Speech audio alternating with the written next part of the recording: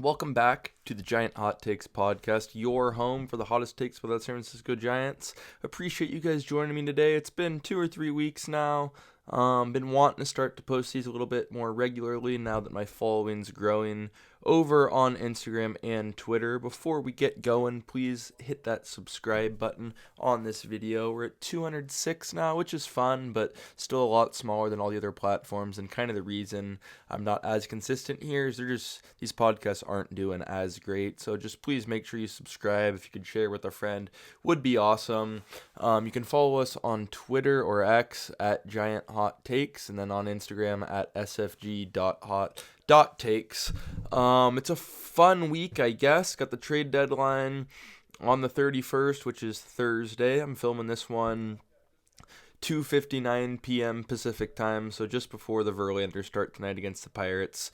Got a fun episode today. We're going to go over, well, it's not going to be that fun actually, but we're going to go over the start to this complete disaster of a homestand, go into some fan Q&A and what I think the Giants should do at the deadline.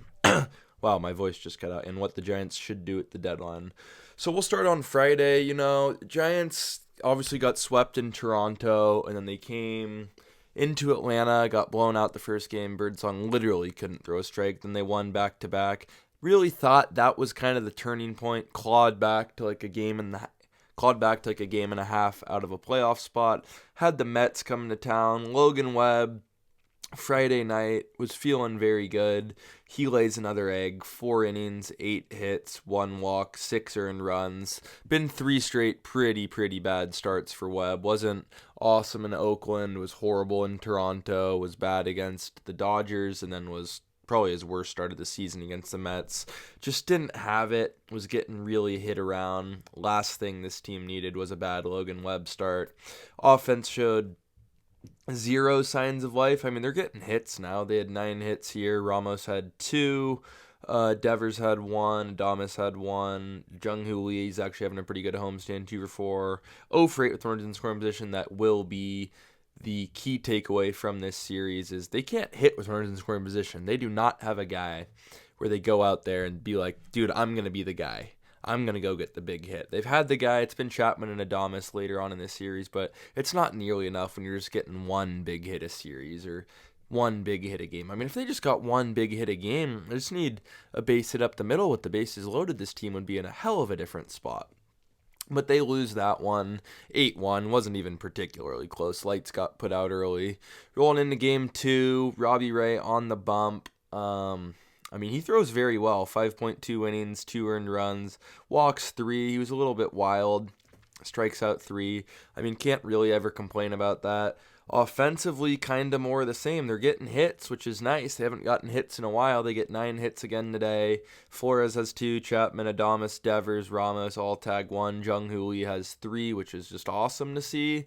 But 0 for 8 with runners in scoring position once again. They fail to get the big hit. Lose this game 2-1. Just a slow, painful death. Not to mention this game, Robbie Ray was doing all right till the 6th. Bob Melvin strikes again, leaves him in 1 batter 2 wrong. I think it was Vientos, and dude, Vientos literally can't hit right-handed pitching, and he keeps Robbie Ray in, and it was a double down the line. That game was over the second that run scored. He knew this team wasn't coming back. They lose that one. Just another excruciating loss. There's nothing like it. Going into Sunday night baseball. Obviously, if you're listening to this, you probably know that Landon Root was going to the IL, which sucks. So we had a bullpen game. Bullpen's fine in a bullpen game. Gage is the opener. 1 inning, 0 runs. Bivens comes in, 3 innings, 2 earned. And like I said on the postgame show, Bivens pitched his ass off. But in between innings, live on ESPN, Bob Melvin stands up there and says, yeah, dude, Bivens is quote-unquote gassed. Sends him out there another inning, 2 earned runs. So that hurts, especially the way this offense is playing. Speaking of the offense, only good thing to come from this game offensively, Matt Chapman, 2 home runs, 3 strikeouts. It was not bad besides Chapman, 0 for 7.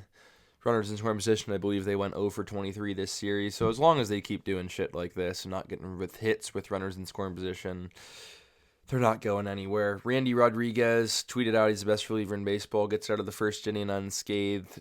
Granted, he was on short rest. He threw on Saturday. Bob decides to send him out there for 2 innings, something I think he's only done once this year. Gives up a bomb to Ronnie Mauricio and then a bomb to Juan Soto. I mean, we're not going to sit here and complain about Randy Rodriguez. It's the last thing we're going to do. Been awesome for us this year, but have an ounce of feel, Melvin. It's unacceptable. Got swept. Got the Pirates coming to town. I was in attendance Monday, got the Carson Wisenhunt debut, was very excited for him. He kind of gets hit around 5 innings, 4 earned runs, gives up a couple homers. Just, I mean, not that sharp. He's got 2 very good pitches. That fastball and that changeup's unbelievable, but besides that, couldn't really locate anything else. Offensively showed some fight again, just wasn't quite good enough. Ramos 2 for 5, hit 2 rockets. Adames 3 for 5, 2 RBIs, 2 massive hits. Fantastic. He's stepping up. OPS up to 732. Very fun to see. Matt Chapman 1 for 4 with the triple. The triple was a big moment. Jung-Hoo Lee 2 walks and a hit in the 9th. Awesome. Flores 1 for 5, had a swing in the 9th. That's about it. Yastrzemski 0 for 4. What's new? Patrick Bailey swinging a fine bat as of late, 2 for 4. But, I mean, once again, the theme, 4 for 13 runs in scoring position, which actually isn't completely awful. Like, they can win some games with that, but they put up 5 runs. Of course, they gave up 6. Carson Seymour looks all right. Just tough, man. This team can't seem to find a way to win games. So, don't really know where they go from here. 1 game above 500, 2-10 in their last 12. Just completely embarrassing. The free fall has begun. Don't know how you don't really look at. I'm not even like a pro. We gotta fire Bob Melvin immediately guy, but it's hard to look at this roster with Jung-Hoo Lee, Adames, Rafael Devers, etc., Matt Chapman, and think that they should be 4 games out of a 3rd wild card spot. I mean, we are 4 games back on the Padres, 2 games back on the Reds, half a game back of the Cardinals. We might finish in the bottom half of the NL and not even be in the mix. So we'll see where that goes. Trade deadline Thursday. Going to get into a lot of fan questions on Instagram. Go follow us there at sfg.hot.takes. We're doing a lot of fun stuff. It's cool to get your questions in. I love answering them as well. So yeah, we'll get right into it right now. Reading a random DM, sorry. So we'll get into the questions. This is going to be mainly trade deadline stuff, what I think they should do. Give you like a spoiler alert, I'm pro-sell. We'll get into why in a moment, but we'll start with some questions. We'll start with the buy part. I got it, my buddy at tsing435. Great dude, love you, Tig. Who do you think is a player we could likely trade for sometime in the future? So if the Giants do buy at the deadline, which it weirdly seems like they're going to, that's what everybody's been saying, I do not want them to go after a rental. A rental would be like a Merrill Kelly or any of those rental pitcher guys. There's a bunch of them. Charlie Morton, I think, is one of them. If they are going to buy at the deadline, they need immediate outfield help, immediate starting pitching help. So, Tig, if I could throw 2 names at you that makes... If I'm the GM, if I'm Buster Posey, president of baseball operations, I would go talk to Stephen Kwan on the Guardians, age 27, turning 28 here soon. 2 arbitration years after this year. Gold Glove defense, I believe 3 straight years. Contact hitter, 280 hitter, barely strikes out, would be an incredible fit. Might take Bryce Eldridge, might take Joshua Gonzalez, probably going to take one of those 2. Steep price. I think if you wanted to wait, that seems like more of a reevaluate in the offseason if he's still available. Try to make a trade in winter because I don't really know what the big rush is to get guys at the deadline. I don't see this team making the playoffs.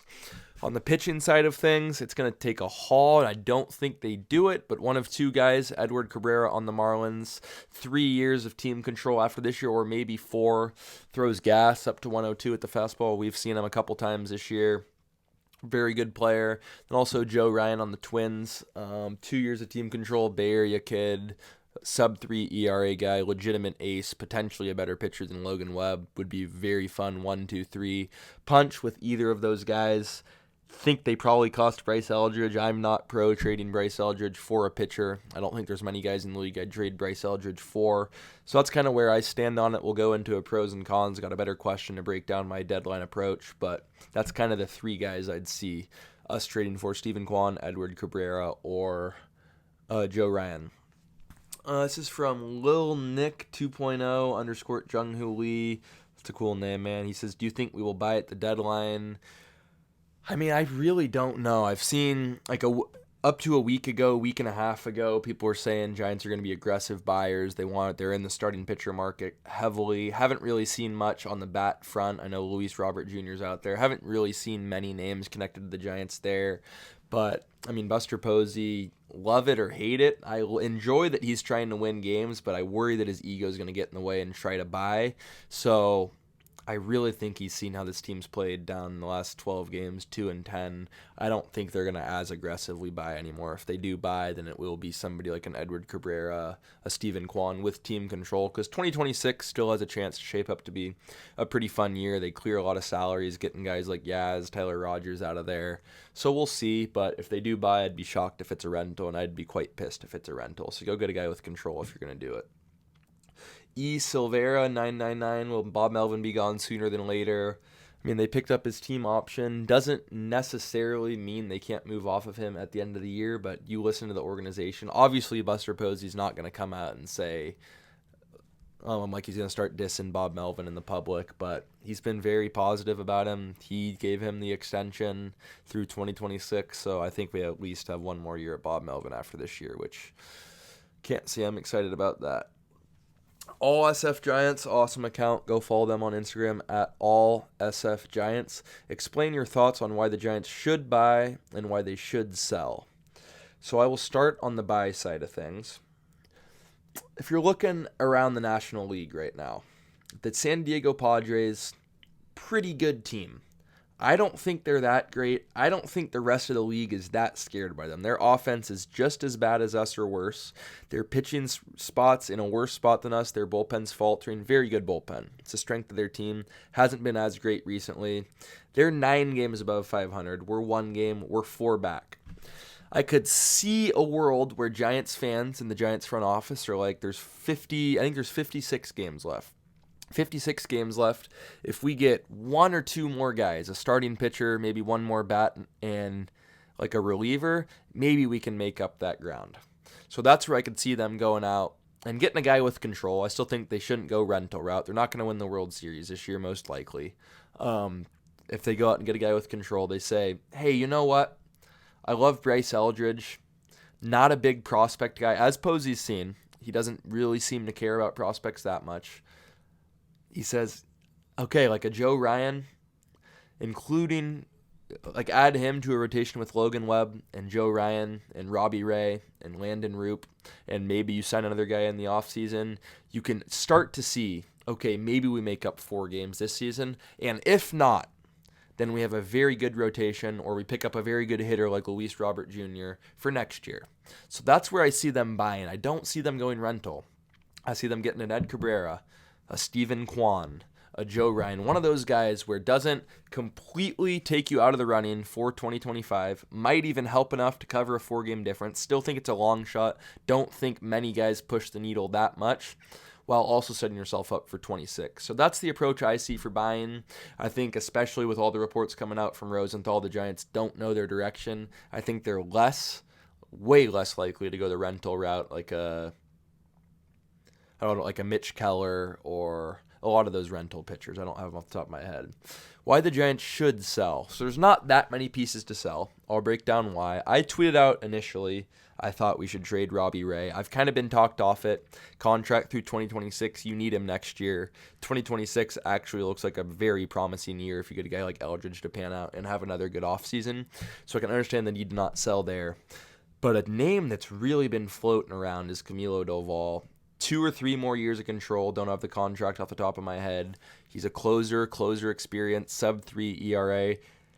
Especially in the last week, Emmanuel Clase has been suspended for gambling. What an idiot, by the way. But it looks like Camilo Dval's his value's gone up quite a bit, and I really think they should move him. This is not a guy that's been completely elite in a closer role for the Giants.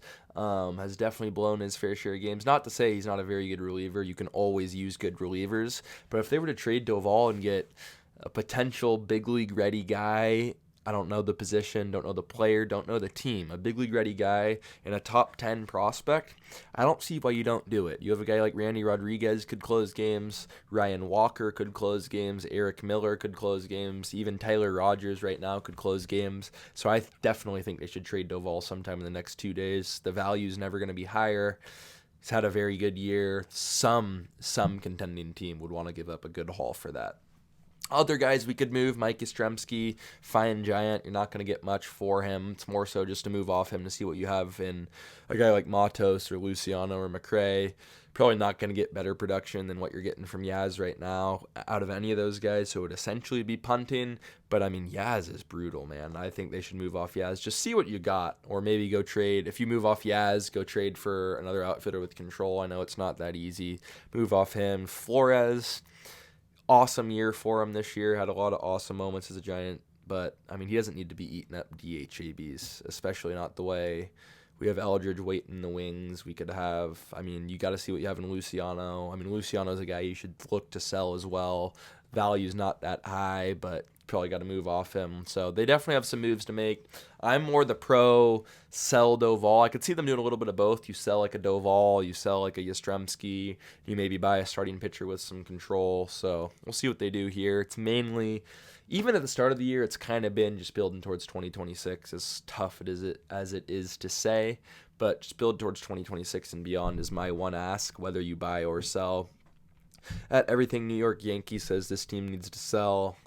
I trust Grayson with my life. I think I'm with him. Robert Herrera 27 says Jung-Hoo should be in right, and we go get a new center fielder. Bottom 10% in outfield range. I don't know if that's true. The bottom 10% for the just for the sake of the argument, I will trust him. He's an okay center fielder. His swings have looked a lot better. There's not really many center fielders out there. I think it is nice that Jung-Hoo could have positional versatility, but I keep going back to Stephen Kwan. I'd love to see Stephen Kwan play left field at Oracle Park. At Ty.Ebby17 says 5 guys left from the 2021 team. Will any of them be shipped, or should they be? So who's left from that team? Logan Webb, Tyler Rogers, I believe Camilo Doval was on that team, Yaz, and I'm not sure who the fifth is. I don't know why it's not top of my head, but we just talked about it. I think Yastrzemski could definitely be shipped. I think Camilo Doval could definitely be shipped. There's not a chance in hell that Logan Webb is shipped. And I forget who I said the fourth one was. Webb, Doval, Yaz, Rogers. Rogers definitely could get shipped. I think his value is probably a little bit lower than the value he's given to this team since his contract's up.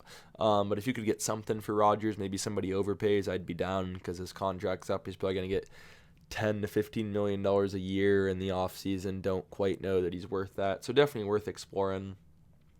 At Mason King 0817 says, what does the future look like? More mediocrity.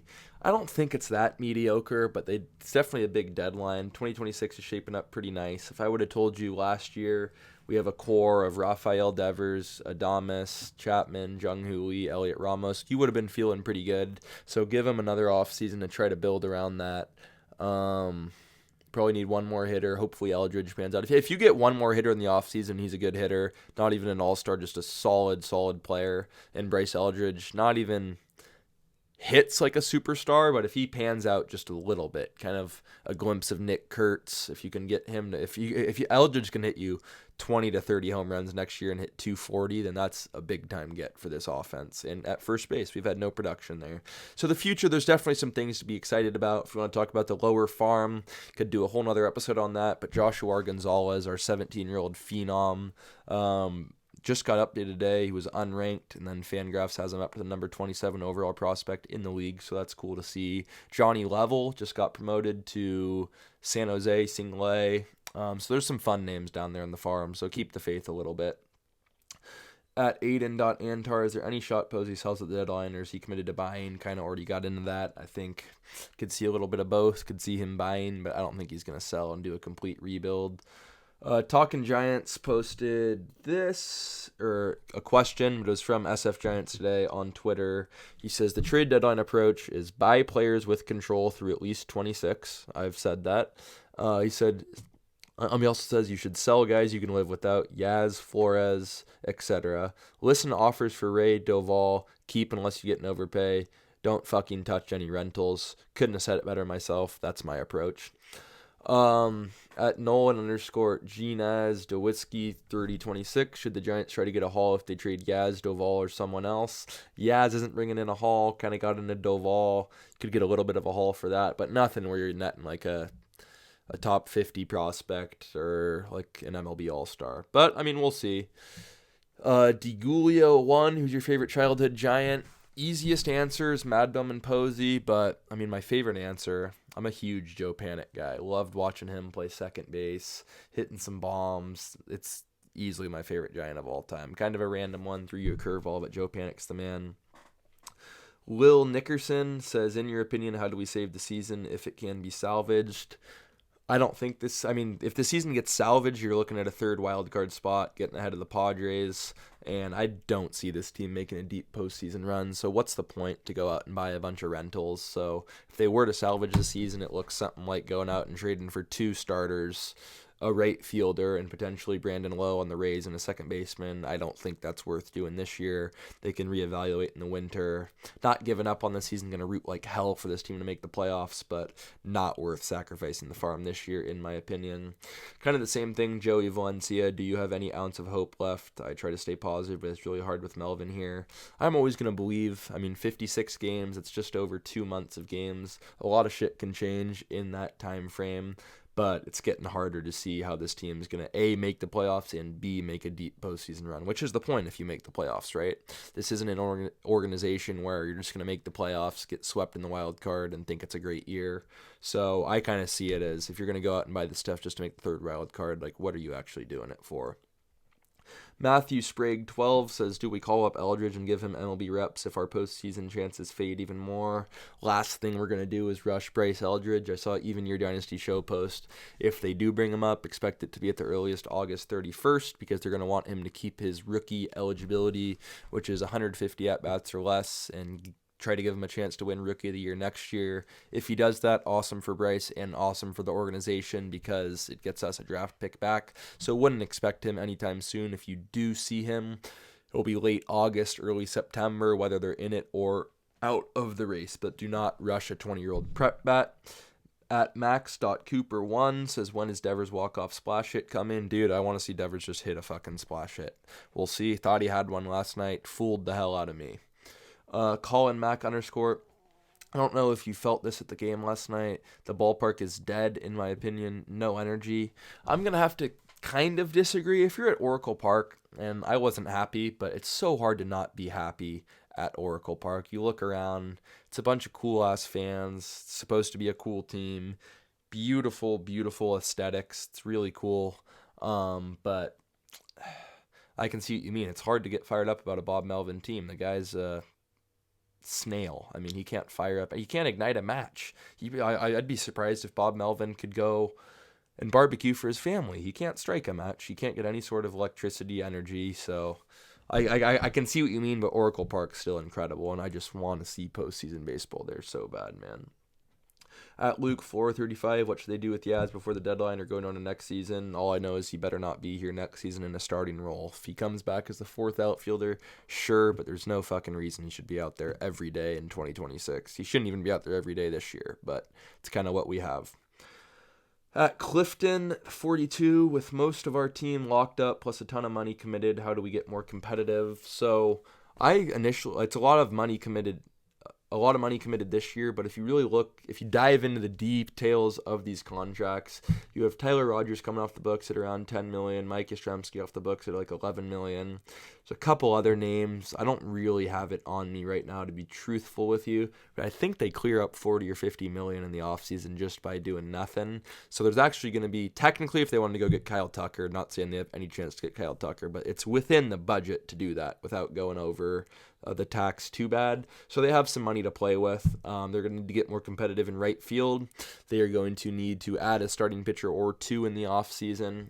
They have a very good 3, I think, in Webb, Ray, and Roop, but they got to fill those last 2 spots with competent starting pitchers. You can't waste starts on guys like Jordan Hicks or Justin Verlander, and they really need Birdsong to pan out. But I think they can go into next year. They need 2 starting pitchers, and if Birdsong takes a start from either one of those 2 guys, you throw them to the bullpen or you throw Birdsong to the bullpen, but you have to be more prepared for a 5-man rotation next year.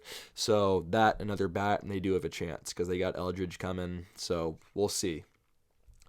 At Isaiah Henry Delphin, what should the Giants do this offseason? We'll talk about that in the offseason. Still got a lot of game left, but as I just said, I think they need a starting pitcher at the minimum. They need 1 more bat in right field and potentially second base. I love Casey Schmidt, but just a little bit of competition there wouldn't hurt, and they need to get some more contact guys in this lineup. Jake Cranach says, if the Giants stay put at the deadline, who are your dream free agent / off-season trades?